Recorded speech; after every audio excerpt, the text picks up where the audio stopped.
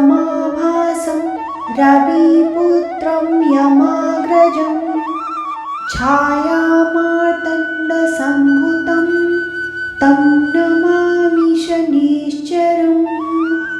ॐ नीलाञ्जनं समाभासं रविपुत्रं यमाग्रजं छायामार्तण्डसम्भुतं तं नमामि शनिश्चरम्।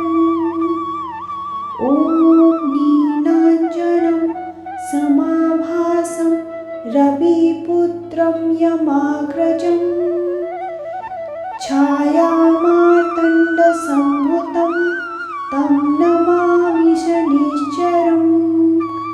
ॐ नीलाञ्जनं समाभासं रविपुत्रं यमाग्रजं छायामार्तण्डसम्भुतं तं नमामि शनिश्चरम्। ॐ नीलाञ्जनं समाभासं रविपुत्रं यमाग्रजं छायामार्तण्डसम्भुतं तं नमामि शनिश्चरम्। ॐ नीलाञ्जनं समाभासं रविपुत्रं यमाग्रजं छायामार्तण्डसम्भुतं तं नमामि शनिश्चरम्। ॐ नीलाञ्जनं समाभासं रविपुत्रं यमाग्रजं छायामार्तण्डसम्भुतं तं नमामि शनिश्चरम्। ॐ नीलाञ्जनं समाभासं रविपुत्रं यमाग्रजं छायामार्तण्डसम्भुतं तं नमामि शनिश्चरम्। ॐ नीलाञ्जनं समाभासं रविपुत्रं यमाग्रजं छायामार्तण्डसम्भुतं तं नमामि शनिश्चरम्। ॐ नीलाञ्जनं समाभासं रविपुत्रं यमाग्रजं छायामार्तण्डसम्भुतं तं नमामि शनिश्चरम्। ॐ नीलाञ्जनं समाभासं रविपुत्रं यमाग्रजं छायामार्तण्डसम्भुतं तं नमामि शनिश्चरम्। ॐ नीलाञ्जनं समाभासं रविपुत्रं यमाग्रजं छायामार्तण्डसम्भुतं तं नमामि शनिश्चरम्। ॐ नीलाञ्जनं समाभासं रविपुत्रं यमाग्रजं छायामार्तण्डसम्भुतं तं नमामि शनिश्चरम्। ॐ नीलाञ्जनं समाभासं रविपुत्रं यमाग्रजं छायामार्तण्डसम्भुतं तं नमामि शनिश्चरम्।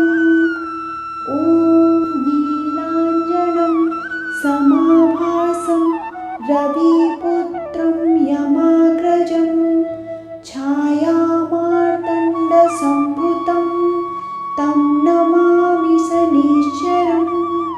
ॐ नीलाञ्जनं समाभासं रविपुत्रं यमाग्रजं छायामार्तण्डसम्भुतं तं नमामि शनिश्चरम्। ॐ नीलाञ्जनं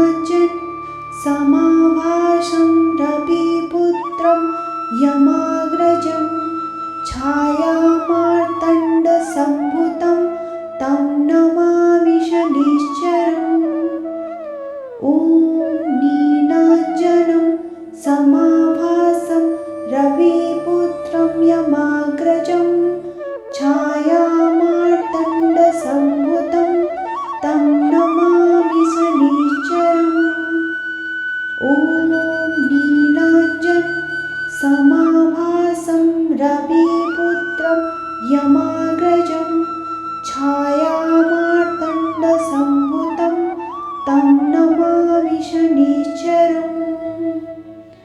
ॐ नीलाञ्जनं समाभासं रविपुत्रं यमाग्रजं छायामार्तण्डसम्भूतं तं नमामि शनिश्चरम्।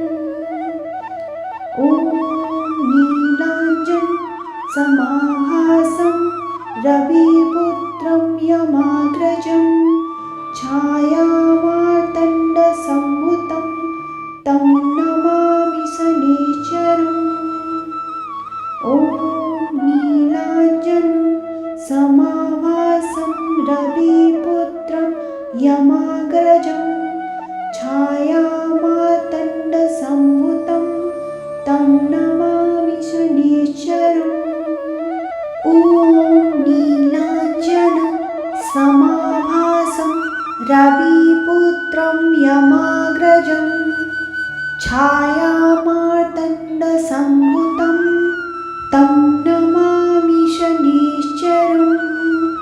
ॐ नीलाञ्जनं समाभासं रविपुत्रं यमाग्रजं छायामार्तण्डसम्भूतं तं नमामि शनिश्चरम्।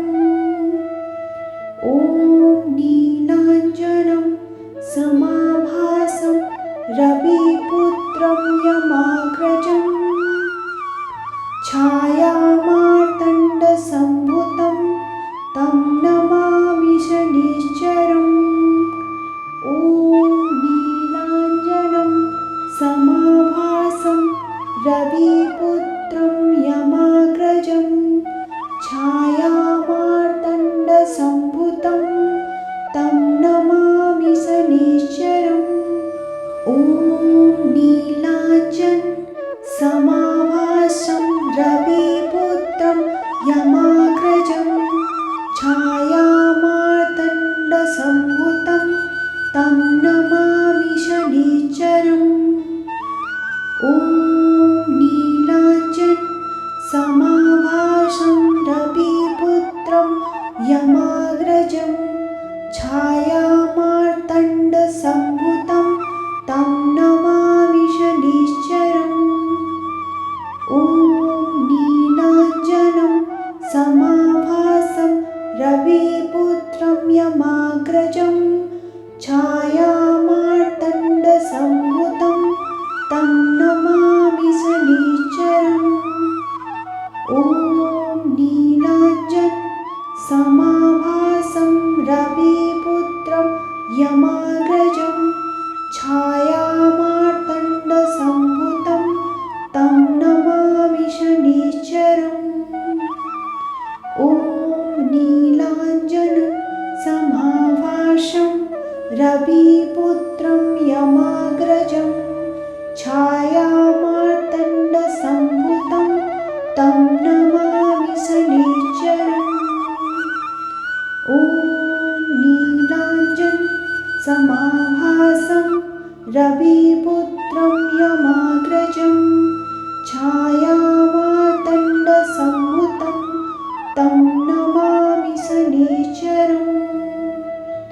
ॐ नीलाञ्जनं समाभासं रविपुत्रं यमाग्रजं छायामार्तण्डसम्भूतं तं नमामि शनिश्चरम्।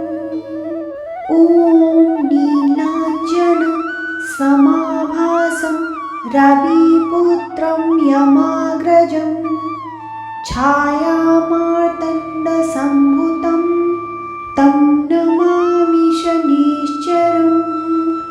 ॐ नीलाञ्जनं समाभासं रविपुत्रं यमाग्रजं छायामार्तण्डसम्भूतं तं नमामि शनिश्चरम्। ॐ नीलाञ्जनं समाभासं रविपुत्रं यमाग्रजं छायामार्तण्डसम्भूतं तं नमामि शनिश्चरम्। ॐ नीलाञ्जनं समाभासं रविपुत्रं यमाग्रजं छायामार्तण्डसम्भुतं तं नमामि शनिश्चरम्। ॐ नीलाञ्जन समाभासं रविपुत्रं यमाग्रजं छायामार्तण्डसम्भुतं तं नमामि शनिश्चरम्। ॐ नीलाञ्जन समाभासं रविपुत्रं यमाग्रजं छायामार्तण्डसम्भुतं तं नमामि शनिश्चरम्। ॐ नीलाञ्जनं समाभासं रविपुत्रं यमाग्रजं छायामार्तण्डसम्भुतं तं नमामि शनिश्चरम्। ॐ नीलाञ्जन समाभासं रविपुत्रं यमाग्रजं छायामार्तण्डसम्भुतं तं नमामि शनिश्चरम्।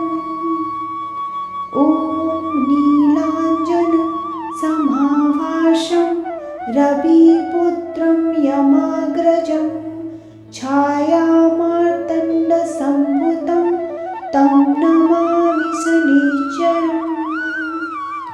ॐ नीलाञ्जन समाभासं रविपुत्रं यमाग्रजं छायामार्तण्डसम्भुतं तं नमामि शनिश्चरम्। ॐ नीलाञ्जन समाभासं रविपुत्रं यमाग्रजं छायामार्तण्डसम्भुतं तं नमामि शनिश्चरम्। ॐ नीलाञ्जन समाभासं रविपुत्रं यमाग्रजं छायामार्तण्डसम्भुतं तं नमामि शनिश्चरम्। ॐ नीलाञ्जनं समाभासं रविपुत्रं यमाग्रजं छायामार्तण्डसम्भुतं तं नमामि शनिश्चरम्। ॐ नीलाञ्जनं समाभासं रविपुत्रं यमाग्रजं छायामार्तण्डसम्भुतं तं नमामि शनिश्चरम्। ॐ नीलाञ्जनं समाभासं रविपुत्रं यमाग्रजं छायामार्तण्डसम्भुतं तं नमामि शनिश्चरम्। ॐ नीलाञ्जन समाभासं रविपुत्रं यमाग्रजं छायामार्तण्डसम्भुतं तं नमामि शनिश्चरम्। ॐ नीलाञ्जन समाभासं रविपुत्रं यमाग्रजं छायामार्तण्डसम्भुतं तं नमामि शनिश्चरम्।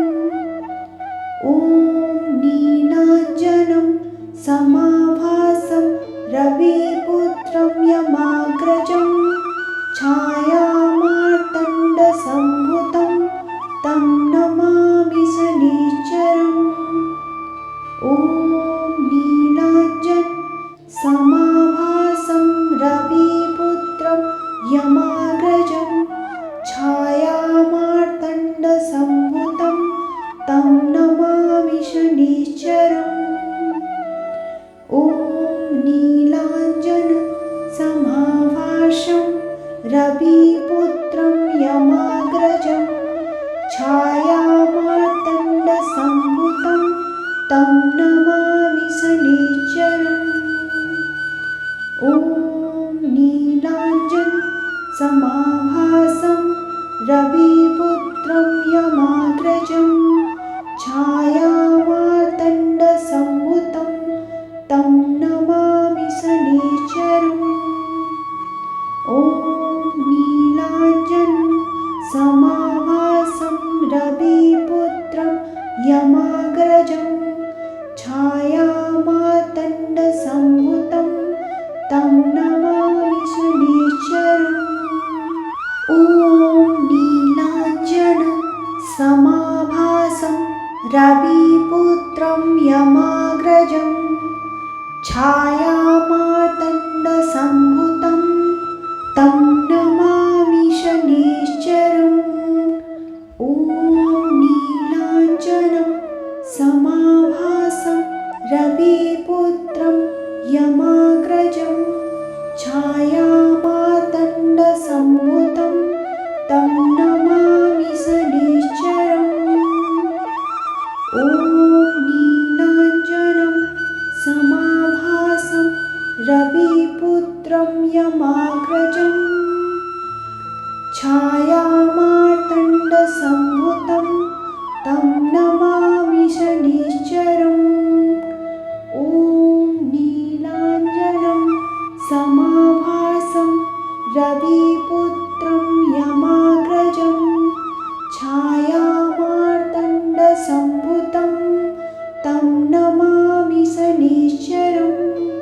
ॐ नीलाञ्जनं समाभासं रविपुत्रं यमाग्रजं छायामार्तण्डसम्भूतं तं नमामि शनिश्चरम्।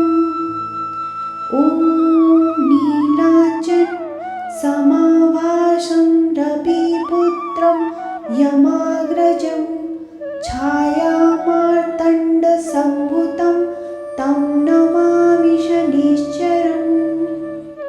ॐ नीलाञ्जनं समाभासं रविपुत्रं यमाग्रजं छायामार्तण्डसम्भूतं तं नमामि शनिश्चरम्। ॐ नीलाञ्जनं समाभासं रविपुत्रं यमाग्रजं छायामार्तण्डसम्भूतं तं नमामि शनिश्चरम्। ॐ नीलाञ्जनं समाभासं रविपुत्रं यमाग्रजं छायामार्तण्डसम्भूतं तं नमामि शनिश्चरम्। ॐ नीलाञ्जनं समाभासं रविपुत्रं यमाग्रजं छायामार्तण्डसम्भूतं तं नमामि शनिश्चरम्। ॐ नीलाञ्जनं समाभासं रविपुत्रं यमाग्रजं छायामार्तण्डसम्भूतं तं नमामि शनिश्चरम्। ॐ नीलाञ्जनं समाभासं रविपुत्रं यमाग्रजं छायामार्तण्डसम्भूतं तं नमामि शनिश्चरम्।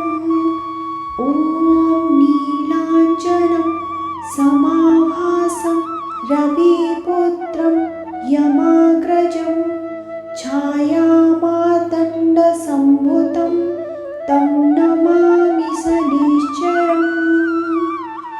ॐ नीलाञ्जनं समाभासं रविपुत्रं यमाग्रजं छायामार्तण्डसम्भूतं तं नमामि शनिश्चरम्।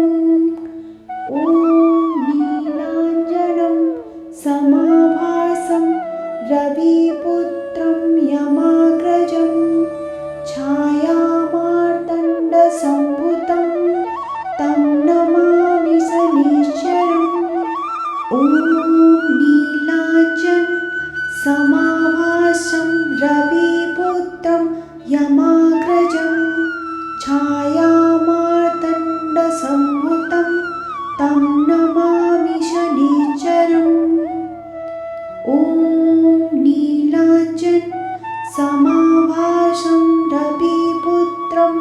यमाग्रजं छायामार्तण्डसम्भुतं तं नमामि शनिश्चरम्।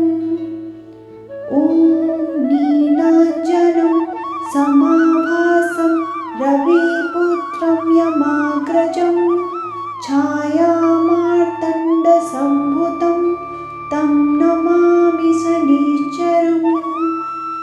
ॐ नीलाञ्जनं समाभासं रविपुत्रं यमाग्रजं छायामार्तण्डसम्भुतं तं नमामि शनिश्चरम्। ॐ नीलाञ्जनं समाभासं रविपुत्रं यमाग्रजं छायामार्तण्डसम्भुतं तं नमामि शनिश्चरम्। ॐ नीलाञ्जनं समाभासं रविपुत्रं यमाग्रजं छायामार्तण्डसम्भुतं तं नमामि शनिश्चरम्।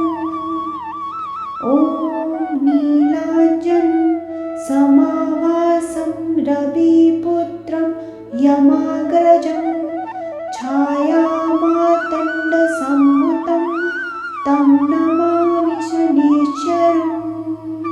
ॐ नीलाञ्जनं समाभासं रविपुत्रं यमाग्रजं छायामार्तण्डसम्भुतं तं नमामि शनिश्चरम्।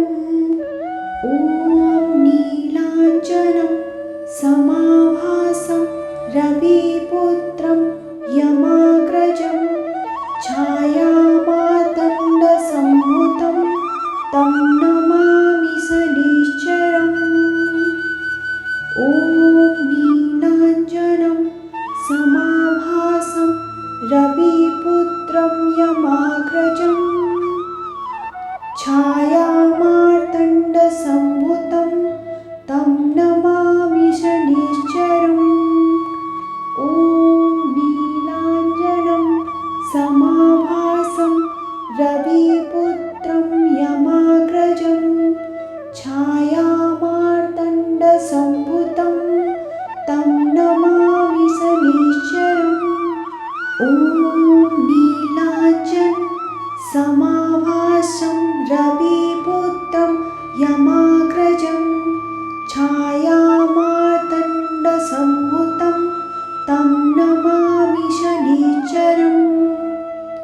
ॐ नीलाञ्जनं समाभासं रविपुत्रं यमाग्रजं छायामार्तण्डसम्भुतं तं नमामि शनिश्चरम्। ॐ नीलाञ्जनं समाभासं रविपुत्रं यमाग्रजं छायामार्तण्डसम्भुतं तं नमामि शनिश्चरम्। ॐ नीलाञ्जनं समाभासं रविपुत्रं यमाग्रजं छायामार्तण्डसम्भुतं तं नमामि शनिश्चरम्। ॐ नीलाञ्जनं समाभासं रविपुत्रं यमाग्रजं छायामार्तण्डसम्भुतं तं नमामि शनिश्चरम्। ॐ नीलाञ्जनं समाभासं रविपुत्रं यमाग्रजं छायामार्तण्डसम्भुतं तं नमामि शनिश्चरम्। ॐ नीलाञ्जनं समाभासं रविपुत्रं यमाग्रजं छायामार्तण्डसम्भुतं तं नमामि शनिश्चरम्। ॐ नीलाञ्जनं समाभासं रविपुत्रं यमाग्रजं छायामार्तण्डसम्भुतं तं नमामि शनिश्चरम्।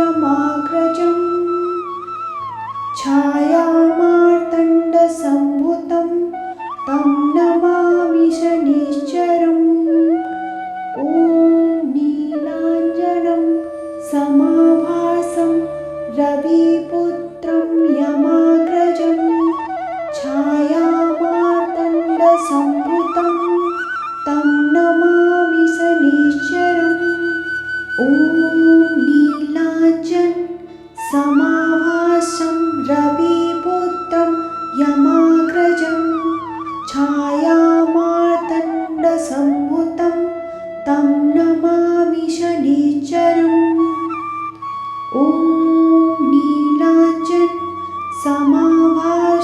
रविपुत्रं यमाग्रजं छायामार्तण्डसम्भुतं तं नमामि शनिश्चरम् ॐ नीलाञ्जनं समाभासं रविपुत्रं यमाग्रजं छायामार्तण्डसम्भुतं तं नमामि शनिश्चरम् ॐ नीलाञ्जनसमाभासं रविपुत्रं यमाग्रजं छायामार्तण्डसम्भुतं तं नमामि शनिश्चरम् ॐ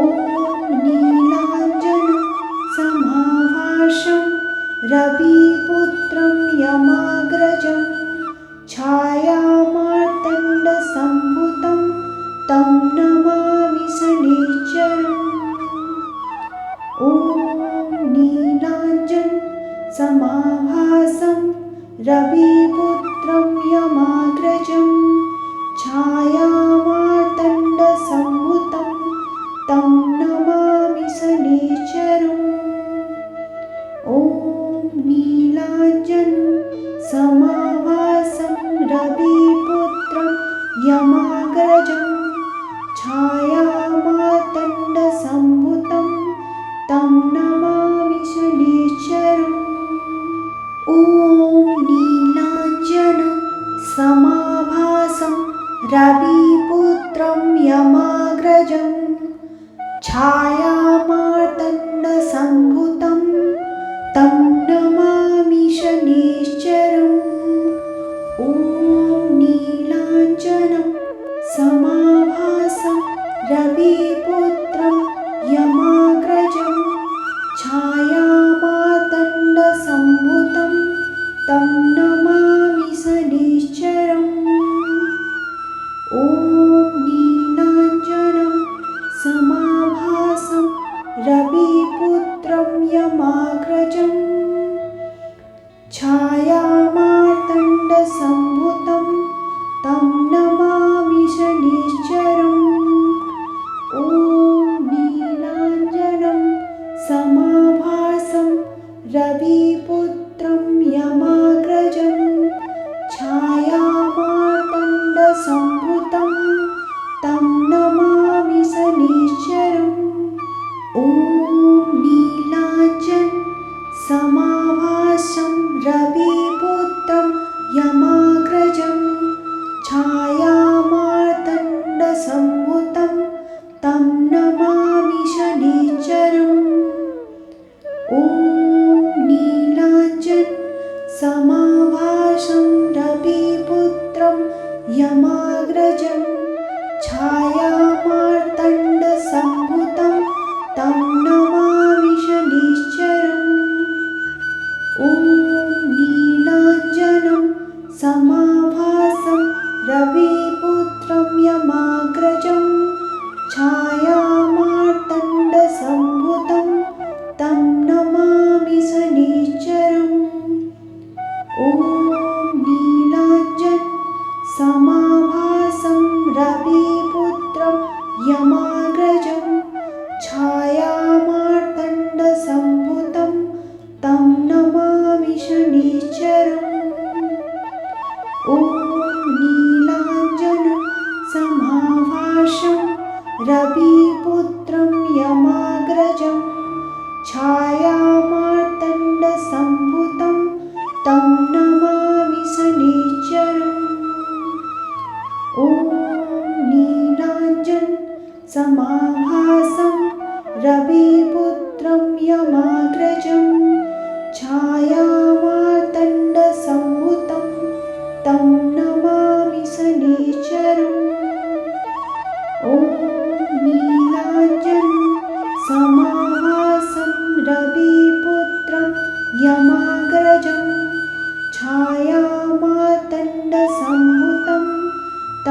नमामि शनिश्चरम्।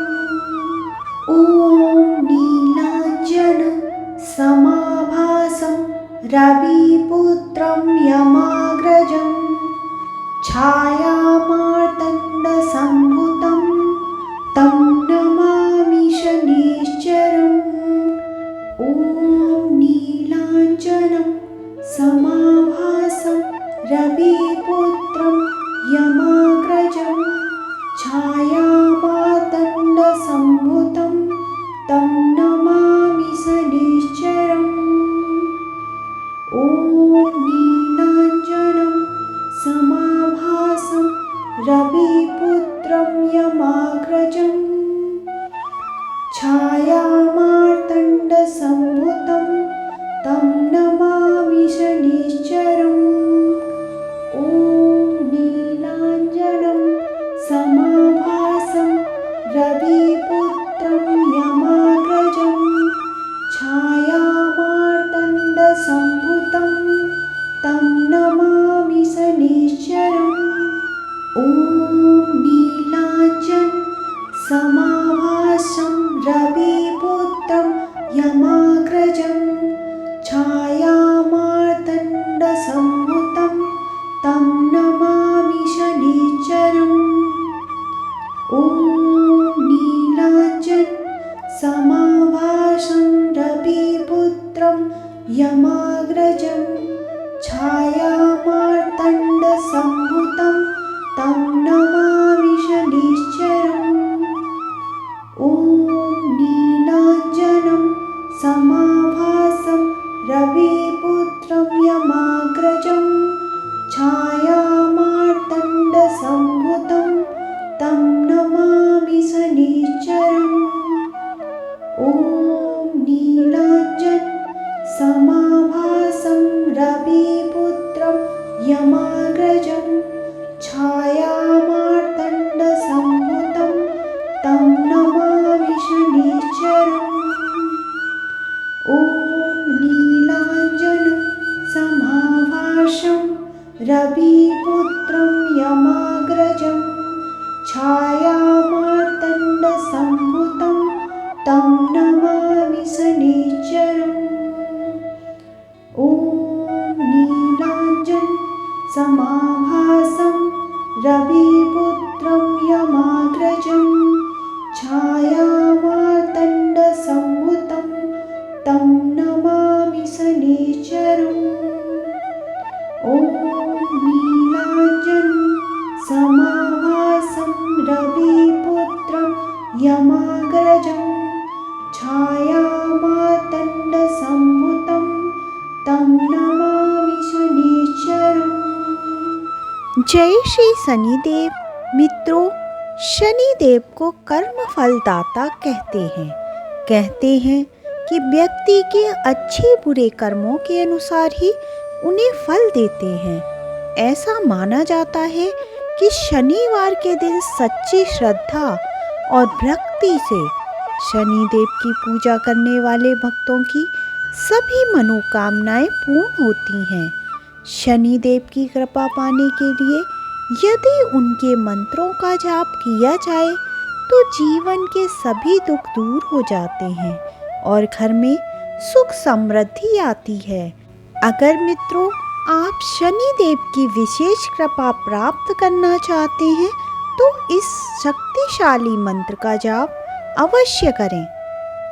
ओम नीलांजन समाभासम रविपुत्रम यमाग्रजम छायामार्तंड संभुतम तम नमामि शनिश्चरम। इस मंत्र का अर्थ है कि जिनका शरीर नीले वर्ण का है, जो छाया और सूर्य के पुत्र हैं एवं जो यम के बड़े भाई हैं, ऐसे शनि महाराज को हम बारंबार नमस्कार करते हैं। इस मंत्र से जो लाभ होता है वो शनि देव के साढ़े साती को दूर करता है। साढ़े साती से ग्रसित व्यक्ति को शनि मंत्र 23,000 बार जाप करने से लाभ प्राप्त होता है। अगर दोस्तों आपने अभी तक हमारे चैनल हिंदू कथा सागर को सब्सक्राइब नहीं किया है तो सब्सक्राइब कर लें, बेल आइकन को भी प्रेस कर दें ताकि हमारे आने वाले नए वीडियोस की नोटिफिकेशन आपको समय पर मिल सके। अगर वीडियो पसंद आए तो वीडियो को लाइक और कमेंट में जय श्री शनिदेव अवश्य लिखें।